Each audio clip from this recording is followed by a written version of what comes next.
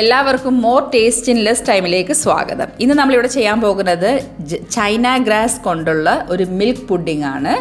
China grass എന്ന് പറയുമ്പോൾ ഒരു പ്ലാന്റ് പ്രൊഡക്റ്റാണ്, വെജിറ്റേറിയൻസിനും ഉപയോഗിക്കാം. ഇത് മെയിൻലി ഉപയോഗിക്കുന്നത് പുഡിംഗ്, ജെല്ലി, കസ്റ്റേർഡൊക്കെ ഉണ്ടാക്കാനായിട്ട് നമ്മൾ ഉപയോഗിക്കുന്ന ഒരു സാധനമാണ് ചൈന ഗ്രാസ്.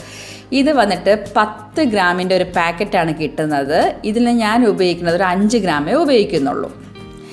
ഈ 5 ഗ്രാം ബാക്കി ഞാൻ സൂക്ഷിച്ച് വെച്ചിട്ടുണ്ട്.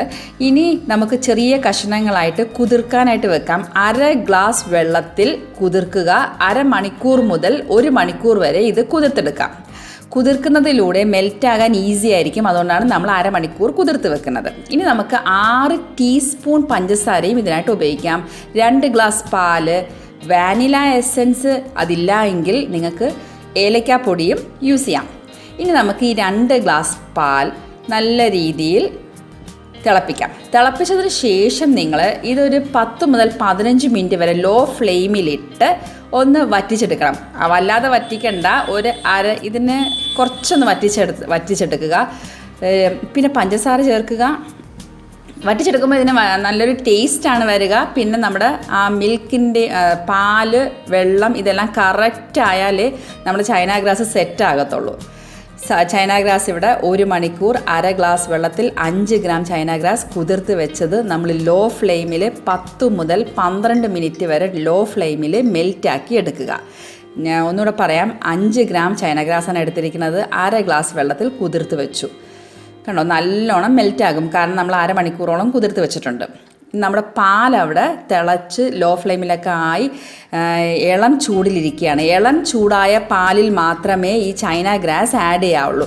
ഇല്ലെങ്കിൽ പിരിഞ്ഞു പോകും, പാൽ പിരിഞ്ഞു പോകും. ഇനി ചൈന ഗ്രാസും പാലുമായുള്ള ഈ മിശ്രിതം നമ്മൾ 5 മിനിറ്റ് ലോ ഫ്ലെയിമിൽ വീണ്ടും ഒന്ന് ലോ ഫ്ലെയിമിൽ യോജിപ്പിക്കുക. വാനില എസൻസ് അല്ലെങ്കിൽ ഏലക്കാപ്പൊടി ചേർക്കുക. വാനില എസൻസ് 5-6 തുള്ളി.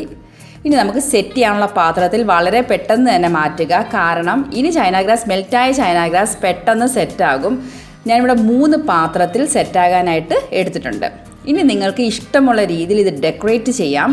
ഡെക്കറേറ്റ് ചെയ്യുമ്പോൾ ശ്രദ്ധിക്കേണ്ട വളരെ ഇമ്പോർട്ടൻറ്റ്, 5-10 മിനിറ്റ് കഴിഞ്ഞിട്ട് ഡെക്കറേറ്റ് ചെയ്യാൻ ആരംഭിക്കാവുള്ളൂ. ഇല്ലെങ്കിൽ ഇത് സെറ്റാകത്തില്ല. 5-10 മിനിറ്റ് കഴിയുമ്പോൾ ഡെക്കറേറ്റ് ചെയ്യാം നിങ്ങൾക്ക്.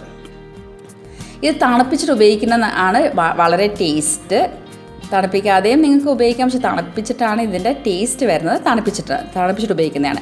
ഇനി ഞാൻ ഡെക്കറേറ്റ് ചെയ്യാത്തതൊന്ന് അപ്സൈഡ് ഡൗൺ ആക്കിയിട്ട് മുറിച്ച് കാണിക്കാം. എന്നൊക്കെ എന്ത് പെർഫെക്റ്റ് ആയിട്ടാണ് ഓരോ പീസും വന്നിരിക്കുന്നത്. അതായത് നമ്മുടെ പാലും ആ ചൈന ഗ്രാസ് കുതിർത്ത വെള്ളവും പിന്നെ ആ ചൈന ഗ്രാസിൻ്റെ ആ ഒരു പ്രപ്പോർഷൻ വളരെ കറക്റ്റായിരുന്നു. അതാണ് പെർഫെക്റ്റായിട്ട് വന്നത്. ഇനി പാല് കുറഞ്ഞു കഴിഞ്ഞാൽ വളരെ കട്ടിയായിരിക്കും ഇത്.